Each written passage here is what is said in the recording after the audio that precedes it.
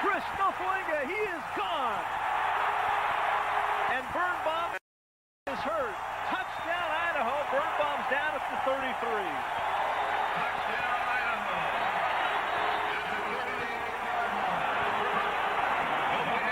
His back or his neck, but you can see pressure right up the middle. Tosi will come. Nofoinga comes up the middle, and there's just a big pressure that's put on by Tosi, and then it's off to the races for Nofo. Huge turn of events. Cougars were looking like they were going to put it in the end zone or get 3 out of it. Touchdown like they did, Baylor did to UNLV. What an incredible finish to that football game a week ago. That'll be the final snap. Welcome back for another edition of the Big Sky Podcast Network Power Rankings. Joint production with Tubbs of the Club, that's the channel you're watching, and the Big Sky Podcast Network.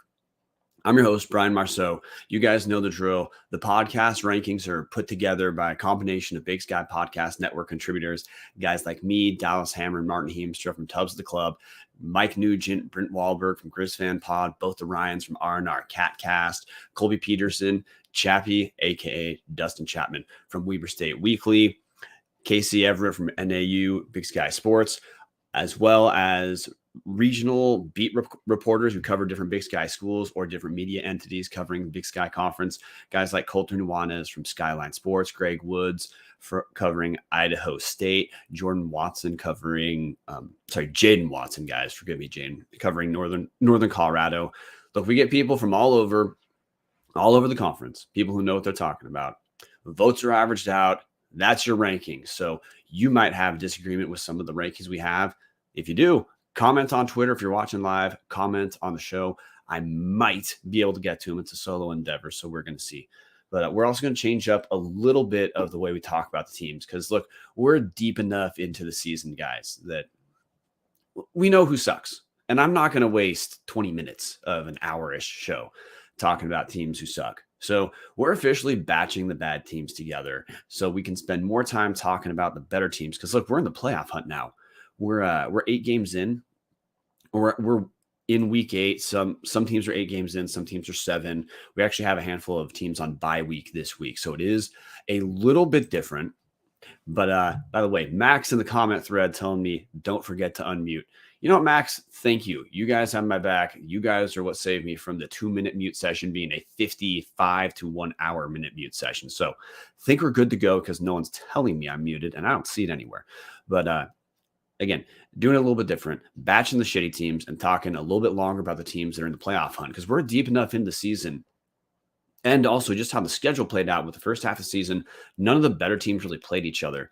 We're now at the point where week in, week out, good teams are going to play each other. And these games are going to matter for playoff seeding. So we're going to jump right in with batching the worst teams. Bottom 3, who I'm going to call the undisputed bottom. Number 12, Idaho State. Number 11, Northern Colorado. Number 10, Cal Poly. All of these teams have a fork stuck in them. They're done for this season. And I don't care what any voter or any viewer or listener thinks about the ordering of 12, 11, 10 right now in the Big Sky. All 3 teams suck. All are interchangeable. There's an argument week by week for why Idaho State should be 11 and Cal Poly 12 or Northern Colorado 10. All of these 3 teams are just terrible. They're clearly bottom of the barrel in the Big Sky. They're teams that virtually everyone in the conference looks forward to watching. This week, running through 12-10-1. Idaho State, look, the magic is gone from Idaho State. Idaho State goes down to Northern Arizona, 24-10. Nothing really notable about Idaho State scoring 10 points. Again, Idaho State is just a bad team. Hunter Hayes was back again at second string quarterback. He goes 22-37 for 216 yards. So it's 1 touchdown, 1 pick. We'll say Raiden Hunter, his 1 rush for 38 yards did help pump up his average. But if you look at team stats, NAU, we're going to get to them pretty quick. They're not a very good team. And look, Idaho State gave up 297 total yards and still found a way to lose by 14. That's your Idaho State Bengals, guys. So moving on from Idaho State, number 11, Northern Colorado. Northern Colorado had a pretty rough week, going down 58-10 to UC Davis. Really just a bloodbath the entire way through. UC Davis leads 27-3 at halftime, but it didn't really get much closer because the UC Davis then outscored Northern Colorado 31-7 in the second half. Really impressive that Northern Colorado allowed Davis 484 yards, and Davis found a way to score 58 points off that. How do you do that? Well, Northern Colorado turned the ball over 4 times, 2 picks, 2 lost fumbles. The only bright spot to pay attention to for Northern Colorado, Elijah Dotson, running back, 27 carries for 182 yards. As a receiver, also 4 catches for 29 yards.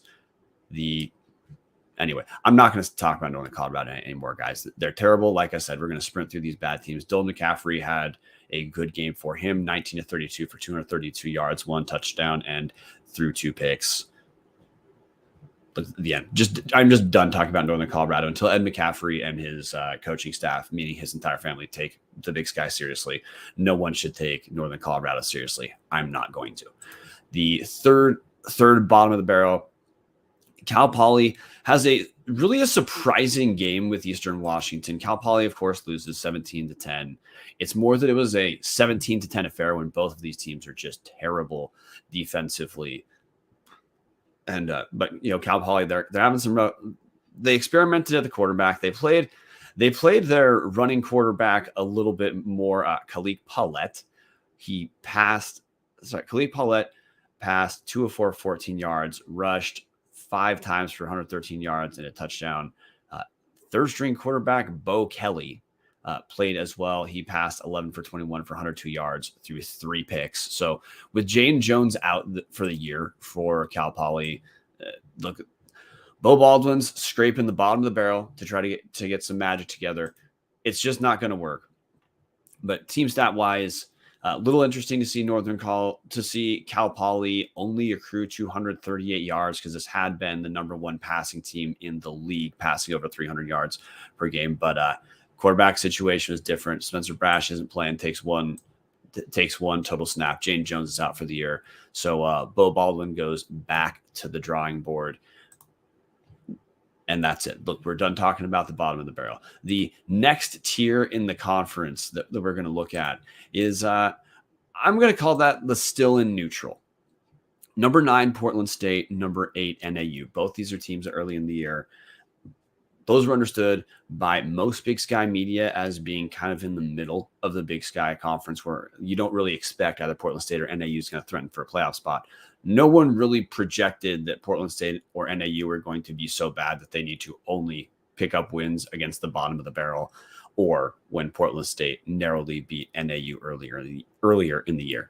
But that's out of Portland State and Northern Arizona, the best win those two teams can have combined is Portland State beating NAU. This week, Portland State gets killed 56-21 in Moscow. Pretty rough game for Idaho in the first half, which means good for Portland State in the first half. Portland State shockingly was able to move the ball pretty dang well, accruing around 270 first half yards. It's a 21-21 game at the half. But then Idaho just blitzes Portland State the rest of the way. Portland State accrues a total of 60 yards in the second half, including -7 rushing yards in the third quarter. So, yeah, pretty rough second half for Portland State. Quarterback Dante Sachere goes 12-25, 205 yards, 1 touchdown, 3 picks. One of the worst rushing teams in the Big Sky, Portland State, is able to get 128 yards on 40 carries overall, but almost all of that came in the first half. There's almost nothing happening for Portland State second half. You do have to pay attention to Bo Kelly, wide receiver. He is Big Sky all Big Sky level talent. 6 receptions, 119 yards and 1 touchdown, which is an impressive number considering Sachere only threw for 205 total yards on the game, meaning Bo Kelly accrued nearly 60% of those. But look, Portland State, got to go to the conference stats to let you know, to give you the context of exactly why I am not caring about talking about Portland State. I don't think anyone should. They're officially not interesting anymore. Portland State in conference play, they've played 4 games. the Vikings have scored 80 total points in 4 games. They have allowed 178 points in those 4 games. So Portland State is mostly getting their ass kicked, except the 1 week when the Vikings beat NAU by 7 points and tried very hard to faceplant that win away. Yeah, Portland State has, look at their Big Sky schedule. Lost to Montana 53-16, narrowly beat Northern Arizona 35-27, killed by Weber 42-7, killed by Idaho 56-21. So look, that's just who Weber State is. This team cannot score very well. Other than the first half against Idaho, they cannot run. Northern Arizona, Northern Arizona, at least for a week, got to look like, hey, maybe they're a little bit more solid. Because Northern Arizona played Idaho State, guys. That is the only reason why. Northern Arizona against Idaho State wins 24-10. The box score we're going to pay attention to here is RJ Martinez, 23-27, 172 yards, 1 touchdown, 1 pick. Northern Arizona still cannot rush particularly well. Part of that is injury issues. Their number 1 rusher on the season is Drayson Hall. He has 13 carries against Idaho State for 28 yards. Hendricks Johnson, 7 catches, 50 yards. So I guess, hey, that's kind of the box score things that you'll pay attention to. But conference-wise, Northern Arizona, not particularly impressive on the offensive end, averaging 23.8 points per game. And defensively, Northern Arizona, similarly not that impressive. Bottom half defensively in terms of points, giving up 31.4 yards per game. Northern Arizona, the number 9 offense and the number 9 defense. So, hey, there you go. Northern Arizona essentially needs, again, to play terrible teams to look okay. Number 9 offense, number 9 defense. There you go. Not too much to talk about. Next category, reputation still preceding themselves. We have number 7, Eastern Washington, number 6, UC Davis. Both of these look, Eastern Washington, clearly they cannot possibly make the playoffs. They have freakish schedule difficulty this year in a rebuilding year. And Eastern Washington just cannot defend the run whatsoever. Conference play, Eastern Washington on the ground is giving up 281.5 yards per game, 5.7 yards per carry. There is a 48-yard per game gap between number 12 rushing defense, Eastern Washington, number 11 rushing defense, Northern Colorado. This week, Eastern did pick up a 17-10 win over Cal Poly. Surprising, again, as referenced when talking about Cal Poly, surprising that the score was here. Gunnar Talkington quarterback goes 21-29, 170 yards, 2 touchdowns, 2 picks. On the ground, there was a little bit of success from Justice Jackson, 18 carries for 91 yards. Also, we had Tuna Altahir, 15 carries for 61 yards. Although I would not yet assume there's that much magic on the ground in Eastern offensively either. Cal Poly is just terrible defensively at every single facet. So don't read too much into this. In the receiving room, Freddie Roberson, 7 catches, 64 yards and a touchdown. Efton Chisholm III, 6 catches, 57 yards and a touchdown. The story for Eastern is they're not as bad as their 2-5 overall record, but the Eagles are not going to be good enough to overcome the Big Sky schedule they have. Still remain, having already played, looking Big Sky play, Eastern has 1 win. It was this week against Cal Poly. They had a close loss to Montana State early, 38-35. A close for half loss at Weber State, 45-21. A close-ish for a half loss. Well, actually, no, it was never close against Sacramento State, going down 52-28. So against the good teams, other than Montana State, that's a couple blowouts. Eastern does have Portland State next week. So look, the Eagles should at least get to 3-5. But after that, the Eagles have real rough matchups at Idaho, at Montana. So it just doesn't get easier for Eastern. But they're not as bad as the other teams previously listed. There's talent on Eastern. Talked about the receiving room already. Gunnar Talkington's been solid. There's enough talent in Eastern to explain why teams need to not look past Eastern. Number 6, UC Davis. Davis just walked all over Northern Colorado, as already referenced, 58-10. That brings Davis's Big Sky record to 2-2. They're 3-4 on the year. Now, this is the schedule Davis had that we've talked about. Everyone knew Davis had a rough first half of the season, and now they have the easiest 4-week run of Big Sky play imaginable. The Aggies are riding a 2-game winning streak. Last week, they beat Northern Arizona 56-27. This week, they beat Northern Colorado 58-10. They're going to kill Cal Poly next week at Davis. They're going to kill Idaho State the week after at Davis. That's going to bring Davis to 5 total wins on the season, 4 in Big Sky play, but they're all going to be terrible wins. So Davis may, in theory, be in playoff discussions. But if Davis doesn't win out the rest of the year, that means closing out the season at Idaho and at Sacramento State. There's no prayer this team makes the playoffs. I don't think this Davis team has what it takes at all to beat Idaho or beat Sacramento State. But there will be momentum heading into those games for Davis that make them a little bit more interesting than maybe they should be in my mind. Davis in the Northern Colorado game this week, they were paced, of course. Miles Hastings, quarterback, is putting up some pretty good numbers. 18-21 for 251 yards, throws 3 touchdowns, and he did not play the entire game, shockingly, because Davis won 58-10. Grant Harper in relief, 5 of 6 for 32 yards and a touchdown. On the ground, Alonzo Gilliam, second best running back in the Big Sky this season, had a on the ground less impressive game than usual, but Davis certainly didn't need him. Gilliam 14 carries, 58 yards. In the receiving room, Gilliam also 3 catches for 17 yards. A guy to always pay attention to. Trent Tompkins is kind of the trick play guy for Davis. Hasn't been as impactful this season as last season, but Lan Larison had 4 carries for 84 yards and 1 touchdown. He's a guy to always keep your eyes on. Also 2 catches for 13 yards. So Davis on the season, they're in the part where they're going to build momentum. Again, really interesting in this game over Northern Colorado. Davis only gains 484 yards, still gives up 423, but outscores Northern Colorado 58-10 because of the turnovers. On the season, Davis has pretty impressive total offensive stats. Davis right now, the number 2 total offense, just below a juggernaut we're going to get to. In Big Sky games, Davis accruing 516 yards per game on the ground. Davis is one of the teams that they're pretty dang good on the ground, but they're solid through the air as well. 218.5 yards per game in Big Sky play, 8 touchdowns. That's on the ground.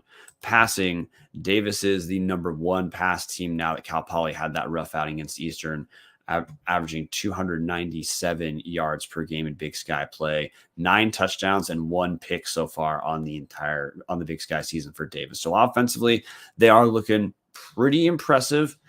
Their scoring totals are starting to catch up with their overall yardage because these last 2 blowout wins over Northern Arizona and Northern Colorado, Davis is pumping that number up. They're averaging 37.5 points per game now. So that's starting to become a little bit more in line with the actual stats that the team's putting up. But again, it came against absolutely terrible, terrible teams. This already covered. Davis has 2 more weeks of playing teams to not care about. So we're going to now move on to interesting teams. Montana. The Grizzlies are on a 2-game losing streak. Last week, having lost by 7 points in Missoula to University of Idaho. This week, in a top 5 matchup that was aired on ESPN2 real late. The Grizz go down in overtime. A game that Grizz fans are both frustrated with the Grizz and frustrated with the Big Sky Conference for reasons we'll get to in a second. But the Grizz go down in overtime, Sacramento, 31-24. Now, first thing I want to talk about is the Grizz dominated Sacramento State defensively for 3 quarters. Heading into the 4th quarter, Montana leads Sacramento State 17-7. And Sacramento State looks just completely ineffectual at every single phase of the game.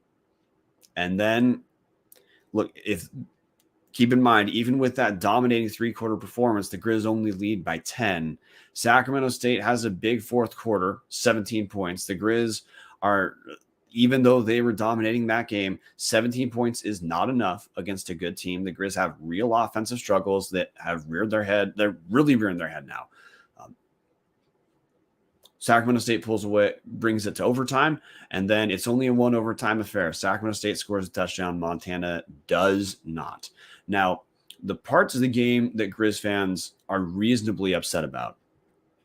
Starting quarterback Lucas Johnson goes down early due to a targeting penalty from Sacramento State. Johnson was on the sideline in street clothes for the rest of the game. At the time Johnson went out, he's 6 of 10 for 45 yards through the air. On the ground, he has 3 rushes for 36 yards. So looking pretty dang effective. Chris Brown plays the overwhelming majority of this game for Montana, goes 16 to 31 for 141 yards, 1 touchdown, but 31 pass attempts to get to 141 yards. Yeah, we're not even at 5 yards per attempt. Chris Brown is just not a good Big Sky starting quarterback. It's inconceivable to me that Montana does not have a better second option. But it was a targeting penalty, and a correctly called targeting penalty that brought Johnson out of that game. So Grizz fans should be pissed about that. The other thing Grizz fans should be pissed about, late in the fourth quarter, catch by Pierre Williams on a 4th down pass from Jake Dunaway. Rule the catch. Review cameras for the TV game made it look like Pierre Williams stepped out of bounds on the catch. But the conference review did not have the TV cameras to look at for the review. We don't know what the cameras conference had to actually look at are. So anyway, it's rule the catch. That's the other part that Grizz fans are probably reasonably pissed about. I thought it looked like a relatively close catch, and with the cameras available, because it looked a little blurry, I expected, because it was a rule to catch and not a drop, that overturning the call, it'd be tough to get conclusive evidence only because of technological stuff.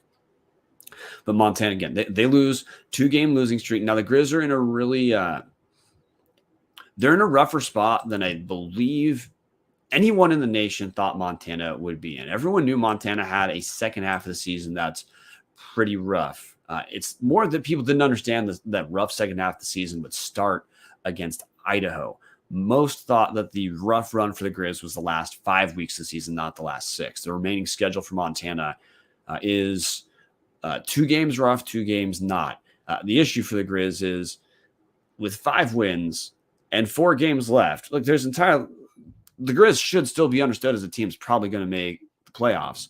But Montana, they might have to pick up a win over either Weber State or Montana State to really solidify that resume, because if the Grizz go 2-2 the rest of the way, that puts Montana at 7-4 with their best win on the season maybe being a toss-up between, well, it might be Eastern at that point, or a toss-up between like Indiana State or South Dakota. So no real good wins on the resume yet for the Grizz. A 7-5 Montana team with no quality wins. Don't know what the playoff committee would think about that, but you have to think people in Missoula are not quite slamming the panic button, but they're moving pretty close. And the reason to even think about slamming the panic button in Montana, it's just offensively. Like in this game, I already covered Chris Brown's stats on the game, but the Grizz team stats, they gained 386 total yards against Sacramento State. Again, Montana has a fantastic defense, but it wore down in the fourth quarter. And Sacramento State's good offensively, so it's just very tough to give your defense no margin of error the entire game against a nationally elite-looking team. On the ground, Montana rushes 54 times for 200 yards. So that's 3.7 yards per rush. But that includes a 25-yard rush from Lucas Johnson early.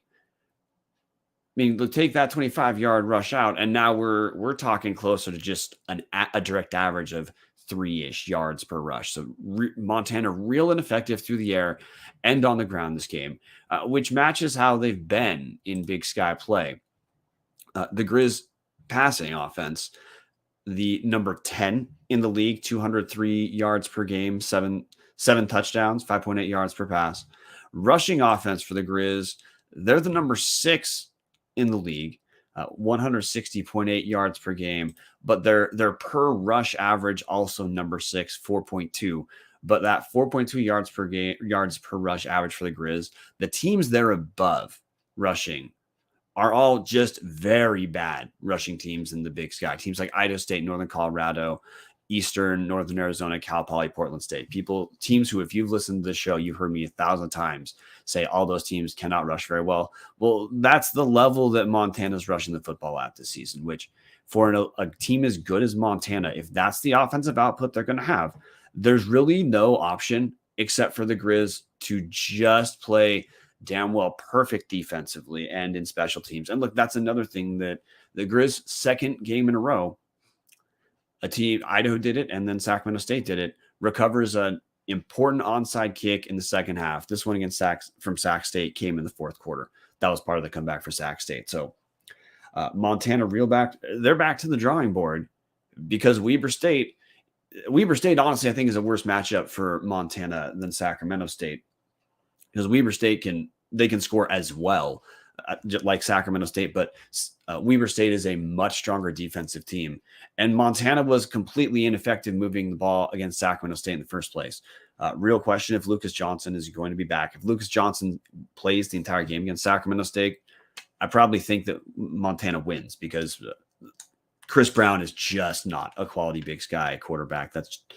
Don't mean to put the guy down. It's just we've seen Chris Brown play across 2 seasons, and there is really no difference this season compared to last season. The guy just cannot complete enough passes, and opposing defenses are just going to dare Montana to complete passes if Chris Brown is playing. So honestly, next week against Weber State, if Chris Brown's playing, I don't know if there's any hope for Montana. So fingers crossed, Lucas Johnson is cleared concussion-wise. Not to say he had a concussion, but the dude had helmet hit and then was out the rest of the game. So that's the speculation. Bobby Hauck never talks about injuries in public. Number 4 team, Weber State, guys. Weber State, they were my number 1. They fall to number 4. Real weird game for Weber State against Montana State. And man, the Weber State game received national news, and not for any sort of good reason. Weber State goes down. Really, one of the weirdest games. I was following it Gamecast and watched some replay because I was at the Idaho game, so I can actually talk Idaho for sure. But really weird rhythm to the Weber State Montana State game. So we'll talk about the Weber State angle of this. Look, Weber State leads early. They're up 24-6 in the second quarter.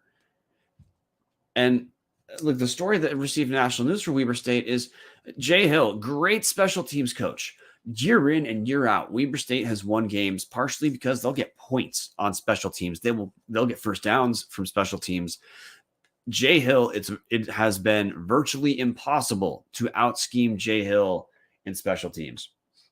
Well, Weber State special teams surrendered 4 safeties to Montana State, all off just terrible snaps from their long snapper, who after the game, Jay Hill, talking to the media, said pretty positive things about the long snapper, which is the right thing to do because the dude hasn't been throwing accidental passes out the back of the end zone all season. This is an out of nowhere thing. Kind of like, if you're a baseball fan from the 90s, Chuck Knobloch, second baseman for the Yankees at the time, had this weird mental lapse where he just could not make throw from second base to first base. And it was flooring because Knobloch he was a pro. So of course he had no problem with that until the dreaded year where the mental lapse took place. 4 snaps over the head. That become safeties. FCS record of safeties allowed if you look at the Weber State angle, or forced if you look at the Montana State angle. But the game goes back and forth. Montana State, claws back, scores 18 in the second quarter, 16 in the third quarter. But then Weber State's in position to win this game, driving. They end up losing 43-38. They're around the 25-ish yard line, 4th down. Bronson Barron throws just a dime to receiver, bounces off the receiver's hands. Game over for Weber State. Bronson Barron also missed an end zone strike on the 3rd down prior. So a back and forth game that Weber State, in spite of giving up 8 points on safeties and the associated momentum of 8 points on safeties that that's going to have on a team, on the psyche of the team, the energy of the team. Weber State still crawls back, makes it a game. Box score wise, Bronson Barron goes 14-30, so suboptimal game for Barron, but Montana State is good for 151 yards, 1 touchdown. Dante McMillan leads Weber State on the ground, 9 rushes for 76 yards. Ty McPherson leads the way in the receiving room, like I say he will every week for Weber State. 5 receptions for 69 yards and a touchdown. Team stat wise, Weber State, one of their worst offensive games of the season, accruing 338 total yards. Probably their worst defensive game of the season by far, giving up 487 yards. But still, it's a 5-point game for Weber State in spite of the 4 safeties and Weber State getting dominated time of possession. Weber State has the ball for only 22 total minutes. So overall for the Wildcats, look, they drop 1. They've got 6 wins on the season, 5 that count for the playoffs, including an FBS win. But the remainder of their schedule, different from UC Davis. Weber State now has back-to-back. Now they get to host them. Back-to-back Montana, as already covered in the Montana section a moment ago. And following Montana this week, Weber State hosts Sacramento State. So back-to-back, again, games that really matter for playoff contention. Weber State is still in the running to win the Big Sky Championship, or at least to share the Big Sky Championship. You'd have to say Montana's probably out with 2 Big Sky losses when there's 3 teams at the top of the conference with no Big Sky losses yet. Weber State has 1, and Weber State can take down one of the undefeated teams in 2 weeks. There's nothing Weber State can do about Montana State or Idaho. Well, nothing that Weber can do about Montana State anymore, having lost this week, and nothing they can do about Idaho. But Weber State still in the running for conference championship. They just don't control their own destiny. You'd have to expect Weber is probably fine, even if they drop in terms of making the playoffs. They drop these back-to-back matchups against Montana and against Sacramento State. But really that Montana-Weber State game is going to mean a ton for both these teams, for Montana getting that quality win for a playoff resume and riding the ship for Weber State, stopping a 2-week, what could be back-to-back losses like Montana's dealing with right now. But Weber State also could keep their chances of sharing a conference championship alive with a win. There's a chance that's not on the table because Montana State, we're going to get to they have a pretty dang easy schedule compared to the rest of the top of the conference. But look, Weber State overall, even with this rough game, Weber State is still radically improved on the offensive end. They have the number 5 total offense in Big Sky yards per game at 427 yards per game. They have the number 5 scoring offense in the Big Sky, scoring 35.5 points per game in Big Sky play. So they're still putting points in the end zone. And look, even this game, just like I said, Weber State on yardage, this was one of the worst Big Sky games for Weber State, but they still score 38 points. So like this offense still works.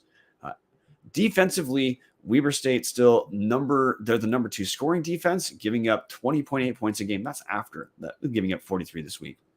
And in total defense, Weber State, they're a little bit lower at number 5, giving up 365 yards per game. But they're pretty dang. The number 2, 3, and 4 in number 2, 3, 4, and 5 in the Big Sky in total yards allowed per game, which that's Montana, Sacramento State, Weber State. The gap in yards per game in those teams is 15 total to go from number 2 to number 5. So that's just a swath of very good defenses. Idaho, they're in a different world, but we'll see if that world holds up against Sacramento State this week. So look, done talking about Weber State as a team, but some individual leaders for Weber State. Dante McMillan, running back. He's the number 6 rusher in Big Sky play, averaging 75.5 yards per game and 9.2 yards per carry. In the receiving room, Ty McPherson's the number 5 receiver, 81.8 yards per game in Big Sky play, 2 touchdowns, averages 16.4 yards per catch. So those are some names to pay attention to for Weber State, especially if you're Montana. Number 3 in our rankings, Idaho. What a turnaround in Moscow, Jason Eck, and we have to talk about defensive coordinator Rob Orich. Because Rob Orich is having a very impressive year for a guy in his first season as a Division I defensive coordinator. Yeah, Rob Orch. That's a name to remember in this conference. But things are turning around in Moscow. Idaho kills Portland State 56-21. This game mirrored Idaho's Big Sky opener against Northern Colorado. That game, Idaho won 55-35. This one, Idaho won 56-21. The mirror I'm talking about is both those teams. Look, both Northern Colorado and Portland State, they're bad teams. Portland State theoretically is better, but I don't know. They both suck. Idaho in the first half, defensively, is just a mess, both those games. Against Northern Colorado, it was blown assignments. Against Portland State's a terrible rushing team, and Idaho was just getting blown up on the offensive line in the first half. Sacramento also had some success through the air in the first half as well, mostly in the second quarter. So weird. In the first quarter, Portland State was able to run in a way that was just shocking relative to having seen the rest of Big Sky season. In the second quarter, it was passing. Sacramento accrued most of his passing, about 117 passing yards in the second quarter, and the dude only finished 205 passing yards on the game. It's 21-21 at halftime. After halftime, Idaho's defense completely dismantled Portland State. 60 total yards surrendered in the second half. And then Idaho explodes for 35 points in the second half, 42 unanswered points on the game. So Idaho get rough first half, but just kills Portland State. The Vandals accrue 571 yards on the ground, surrender 333. The split here, Idaho's a run-first team. Idaho passes 20 times. Giovanni McCoy, quarterback for Idaho, Jerry Rice award nominee for freshman of the year. He goes 10 of 19 for 248 yards, throws 4 touchdowns. McCoy also catches a touchdown, a 14-yard catch on a trick play, which also include a little bit of nice footwork from McCoy to evade a couple tacklers and get into the end zone. On the ground, Idaho rushes just all over Portland State. Now, this is a thing that was consistent the entire game. Idaho couldn't defend the rush in the first half. They had no trouble in the second half. Idaho had no trouble rushing essentially the entire game. They rushed 40 times for 309 yards. That's 7.7 average. Led the way by true freshman Anthony Woods. 15 carries for 130 yards and a touchdown, a long of 27. Woods had 0 catches. He's a straight-up runner. The number 2 rusher on the game is Andre Carter for Idaho, but 5 rushes for 92 yards. But that was actually garbage time. It was great to see the big man rumble 83 yards for an almost touchdown. But the story of the game on the ground was Anthony Woods. Look, in Big Sky play, Anthony Woods is the number 5 rusher in the Big Sky on a per game basis, 101.4 yards per rush. So, no, my bad. That's Elijah Dotson, number 4. Anthony Woods, number 4, 85.5 yards per game on the ground. Only has 2 touchdowns because typically Idaho will have Roshan Johnson punch in the short touchdowns. But Woods is averaging 6 yards per carry in Big Sky play. He's unbelievably tough to bring down. Always seems like he makes one tackle or miss. So just an electric guy to pay attention to for Idaho going forward. In the receiving room, Idaho has the number 1 receiver in Big Sky play, Jermaine Jackson, 4 receptions in 4 games, 22 receptions, 3 touchdowns, averaging 19 yards per catch and 106 yards per game. The Vandals have the number 4 receiver in the conference as well in Hayden Hatton. He's averaging 94 yards per game, 5 touchdowns.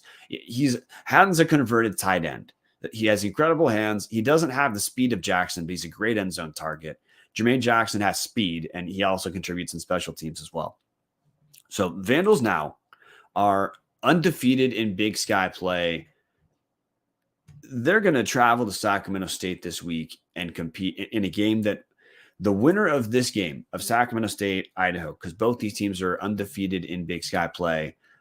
Let's go to the standings real quick just to contextualize this. Just talking about the top teams. I don't care about lower teams. The teams competing for the Big Sky Conference Championship still are number 4 in conference, Weber State. They're 3-1 in conference. Everyone above Weber State's undefeated. Idaho's 4-0, Sac State's 4-0, Montana State's 3-0, and Montana State, who has 3 games left. They do have the leg up because they have the easiest schedule in my mind, with only Brawl the Wild last week of the season against Montana in Bozeman as a potentially losable game. The Cats are on bye this week. Idaho's not. The Vandals, whoever wins the Sacramento State Idaho game this week in Sacramento, 6 o'clock Pacific time, they're going to be in the driver's seat to probably tie Montana State for co-Big Sky champion, because Idaho can go undefeated. They're not going to play Montana State. So there's nothing Idaho can do about Montana State. There's nothing Sacramento State can do about Montana State either, because neither of those teams play the Bobcats. So this is really to see who is in that 1A or 1B position to share a conference title this week, Idaho against Sacramento State. It's just interesting matchup from the Idaho angle, because on the season, now Idaho, they have not played some of the better offenses in the Big Sky. We do need to contextualize that when we're about to go over their team defensive stats. But relative to the games Idaho has played, Montana's the best Big Sky team Idaho has played. The best total Big Sky offense Idaho has played, Northern Arizona. Shocking. Idaho, look, these defensive numbers, sorry about that momentary pause, just a little shocked to see it. Idaho's defensive numbers are based off of playing the bottom 4 offenses in Big Sky play. But defensively right now, Idaho's the top defensive team in the league, giving up 282.5 yards per game. So looking at the pass rush split, Idaho on the ground is giving up just 77.8 yards per game and 2.8 yards per rush. That giving up 2.8 yards per rush ties with Montana as the best per rush level in the league. Against the pass, Idaho is the number 3 pass defense, giving up 204 yards per game, 6.4 yards per pass. But the Vandals have picked off 8 passes, which leads the league. However, keep in mind, it's great defensive effort from Idaho. I don't want to take that away, but the second half of the schedule is going to be a bit tougher for Idaho in terms of the offenses they play, especially with Sac State this week. Not doing game prediction on Sac State, Idaho here. I'll do that on the Tuesday show on Tubbs the Club. But real interesting matchup for the Idaho end is Giovanni McCoy has been very good for Idaho. Will he be able to exploit the Sacramento State secondary like he was able to exploit the Montana secondary? The other matchup question is just covered Idaho's real strong team rushing totals, team defense against rushing. Well, the rushing offense of Sacramento State is pretty dang impressive. They're averaging 281 yards per game, rushing 5.9 yards per game in Big Sky play. They've rushed for 14 touchdowns. So on the ground, Sacramento State, real effective. Through the air, Sacramento State, their numbers are solid, 266.5 yards per game passing. I will say Jake Dunaway against Montana did not look particularly impressive with his accuracy for almost the entire game. And if you're going to exploit Montana, it's going to be through the secondary. I guess how Idaho handles the Sacramento State rushing attack and Asher O'Hara, the running quarterback for Sacramento State, how Idaho's rushing defense is going to be able to handle O'Hara, because O'Hara does still pass. He's a relatively effective short yardage passer. But if Idaho's defense is for real, relative numbers they're putting up, we're going to see that, because this is Sacramento State in FCS play is easily the best rushing team Idaho's played all season. Moving from 3. We have a 2-way tie at the top of the conference, Sacramento State, Montana State. I'll finish talking about Sacramento State because I just talked about Sacramento State for a while, and that the matchup that's interesting for them is the incredible rushing attack Sacramento State has against Idaho's rushing defense. But this week, Sacramento State, we covered the Montana game already, but I guess the Sacramento State end you would take is one. The Hornets have lost one Big Sky game. We're in year 3 of Troy Taylor at Sacramento State.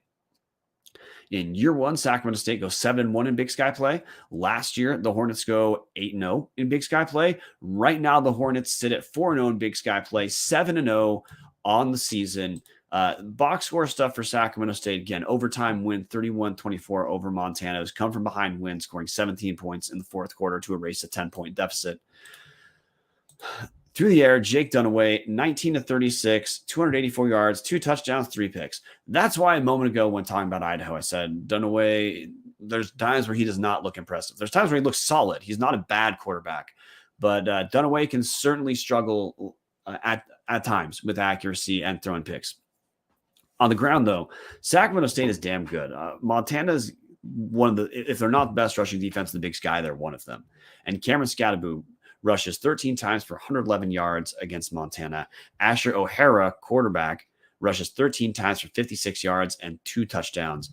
On the season, Cameron Scadaboo is leading Big Sky in rushing yards at 130 per game, 521 yards on the season, averaging 7.3 yards per rush, has rushed for 3 touchdowns. Scadaboo is also a threat through the air. Not to the extent that, like a Yolonzo Gilliam is for UC Davis, but Scadaboo certainly is going to hurt teams at least once as a receiver in a game. Per game. Good Lord. Sacramento State, they're clearly they're a rush first team. Rushing is their strength. If you look at the Big Sky leaders in receiving, the number 1 receiving target for Sacramento State is tight end Marshall Martin. He has 3 touchdowns, averages 72 yards per game, has 20 receptions in 4 games. So that's 5 catches per game. Just spent a second talking about the Idaho Sacramento State angle, but I just got to reiterate the story of Idaho and Sacramento State playing for a leg up in winning the conference title is, to me, an incredible story of two programs making home run hires. Everyone already knew Troy Taylor at Sacramento State was a home run hire because that's all he's been since he was at Sacramento State. Jason Eck now doing his version of that in Idaho. The ongoing joke in media about Sacramento State is, there's going to be 4 fans there. If you watch Sacramento State game, just accept that in the Big Sky, sometimes the broadcasts are a bit deceiving about how many fans are in attendance because Big Sky teams don't always have a ton of great cameras, like we talked about with the camera work available for that replay that gave Sacramento State this win, because that replay, the Pierre Williams catch late in the game, that should have been an incomplete pass, and that would have been a turnover on downs. Sacramento State's comeback, done. But it's ruled a catch. But anyway, reason I'm saying that, Sacramento State, the side of the stadium you can't see during the broadcast, that's where the cameras are. The grandstand for Sacramento State was pretty dang full on their home side. Students rushed field at the end of the game. So there is some excitement building in non-Montana Big Sky programs, which is great news. There's incredible excitement in both those Montana schools. It's good for the conference that other teams are starting to get better attendance, and that other teams are making this a competitive conference where we have 5 teams that I've had to spend time on this week talking about who may or may not be competing for Big Sky championship. Montana's out of the picture. Sacramento State is not out of the picture. They control their destiny against Idaho. The weakness of Sacramento State defensively is no question through the air. Sacramento State, not a particularly great pass defense. They're number 4 overall, so the numbers aren't awful. My bad. No, they are not number 4. The Sacramento State pass defense is number 5 in yards per game, giving up 235 per game, 5 touchdowns on the season. So not terrible, but you can certainly see moments when you watch a Sac State game where you understand why teams are going to attack them through the air. Montana just was not equipped with Chris Brown to be a guy who was going to stretch Sacramento State at all. Giovanni McCoy is a different question. Giovanni McCoy has looked good for every single Big Sky game. Honestly, going 10-19 for 245 yards against Portland State was McCoy's worst FCS passing game of the season. And the dude threw 4 touchdowns and no picks. He could have thrown about 3, but he threw none. So if Sacramento State looks suspect through the air, you'd expect Idaho's going to try to exploit that this week. On the ground, Sacramento State total defense, they're fine. They're number 3 rush defense in the league, 117 yards per game. Their per yard average surrendered is 3.4, which is good right now for number 3 in the conference, just below Idaho and Montana State. We'll see how that holds up over the next 2 weeks when Sacramento State has Idaho this week, and then Weber State the week after. Sacramento State just to hit their schedule because they're one of all the good teams are playing each other now. After Idaho, Sacramento State has Weber State. If the Hornets can get through that gauntlet with 2 wins, they're probably going to tie for winning the league going 8-0 because they close at Portland State and versus UC Davis.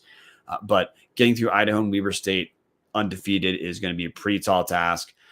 Sacramento State probably has the roughest remaining schedule of the rest of the best Big Sky teams. You'd say Montana had the worst if you go back 2 weeks, but Montana with 2 losses, they're no longer really in the conference championship picture. And the other number 1 team we're going to spend our time talking about is Montana State. Had that look, they were down 31-6 against Weber State, or 31-9 against Weber State, 24-6 at one point. And Montana State came back, looked like they were going to completely blow the doors off of Weber State, led going into the fourth quarter 43-32. Then Montana State did not score in the fourth quarter, and Weber State absolutely put themselves in position to win. But the Cats hold on to the win. The Cats did not have the special teams difficulties Weber State had. So Montana State gets a win. They're in the driver's seat to win the league now, sitting at 7-1 on the season. Their 1 loss coming to Oregon State. That's Pac-12 Oregon State. 5-0 in conference is Montana State. And with this win over Weber State, look, that's the most impressive. On paper, that's the best Big Sky win of the Big Sky season so far. So credit Montana State. Tommy Mellott at running back. Sean Chambers also did not play this game for Montana State. Sean Chambers leads the Big Sky in rushing touchdowns with 16. So that's a weapon who is not in there for Montana State. Still no Isaiah Fonse for the entire season. But Tommy Mellott against one of the best defenses, if not the best defenses, he's going to go against in this season. Goes 15-23 through the air, throws 1 touchdown, 1 pick. But the story is Mellott rushes 32 times for 273 yards and 3 touchdowns. That's the numbers that made media figures pick Tommy Mellott as preseason All Big Sky quarterback. Numbers like that are more the video game numbers we saw of Tommy Mellott in the FCS playoffs in his couple starts last year. Numbers like that are going to make people like me quit talking about Sean Chambers as being a guy who maybe should be quarterback for Montana State and just say, look, Tommy Mellott or Sean Chambers, whoever's there is fine. Mellott seems also kind of like the leader of this team. And Sean Chambers, he can rush very well like Mellott. So when he's healthy, he's going to fit in. Lane Sumner is also back for Montana State. Second week in a row he's played. He rushes 12 times for 44 yards, bottled up a little bit by Weber State. On the season, individual leaders for rushing for Montana State. Sean Chambers, who again did not play, stat correction myself. Sean Chambers has 9 rushing touchdowns in Big Sky play, 16 on the season. Chambers, top rusher for Montana State right now, averaging 109.3 yards per game. He's played in 4 games. Number 2 rusher for Montana State, Lane Sumner, is the number 7 rusher in the Big Sky, 68.5 yards per game, 5.6 yards per carry. And look, if Tommy Mellott is going to keep having games like this, he's going to slam up the Big Sky rushing list.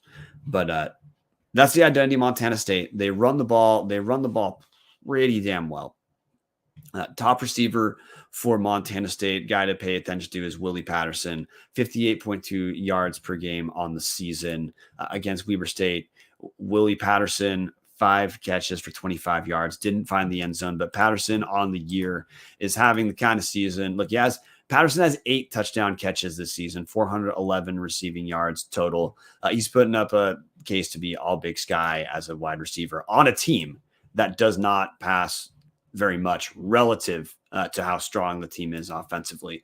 So, look, there you go. Montana State sitting at number 1. This has been presented by Hughes Rivers Expedition, you guys, because it's a Tubbs at the Club broadcast show. Hughes River Expedition, we'll get to them in a second. But Montana State, got to just talk about their schedule to close the season. Montana State gets a couple weeks. They're on bye this week. Actually, a lot of Big Sky teams are on bye. 4: NAU, Montana State, Northern Colorado, Idaho State. So Montana State's someone you care about. But rest of the season after the bye, Montana State gets to coast through early November, because not playing this week. Then on November 5th, the Cats travel to Northern Arizona, November 12th. Cats travel to Cal Poly. Then the real question about whether Montana State can finish the Big Sky season undefeated is just the final week of the season at home, November 19th against Montana. But look, Montana State number one, I can't really argue with that because the Cats now have the most impressive win on the season in Big Sky play, and their lone loss early in the year is to a good Pac-12 team. So look, this is now how we're going to run this. We're just going to pay a lot more attention to championship implications, playoff implications. At this point, Montana State is damn clearly a playoff team. They're playing for seeding. That's the show, guys. So this has been brought to you by Hughes River Expedition. If you're looking for a great all-inclusive week-long vacation, don't look past your backyard. Hughes River Expeditions has been Vandal-owned and operated since 1976 and ready to take you on a vacation of a lifetime. Enjoy a multi-day trip down the Middle Fork of the Salmon, the main Salmon River, no return, the Salmon River Canyons, or the Selway. You can check out special trips like the one to see the Perseid meteor shower as well. Camp on pristine beaches, run amazing whitewater, hike scenic trails, spot wildlife, soak in beautiful natural hot springs, and fish some of the most remote stretches of river in the country. You just bring your clothes, let HRE handle the rest. So give Hughes River Expedition a call. Grab a paddle, catch dinner, and ride the bull all throughout the Gem State. Call them now at 800-262-1882 or check them out at hughesriver.com. Thank you, everyone who's viewing live. Had a decent number. We've had a growing audience for this show too. So if you like shows like this covering the entire Big Sky, hit the subscribe button for Tubbs of the Club. We get to 1,000 viewers, subscribers. We get paid by YouTube. And follow other Big Sky Podcast Network entities, guys. If you're a Vandal who's on the fence, join our Discord and other Vandal stuff at patreon.com/Tubbs of the Club. We're going to call that a night. I'm going to start hammering buttons to close the show. Thank you. See you next week. If you're a Vandal, we'll see you Tuesday for the Tubbs of the Club preview against Sacramento State. Motherfucker. This is producer Brian doing a terrible job.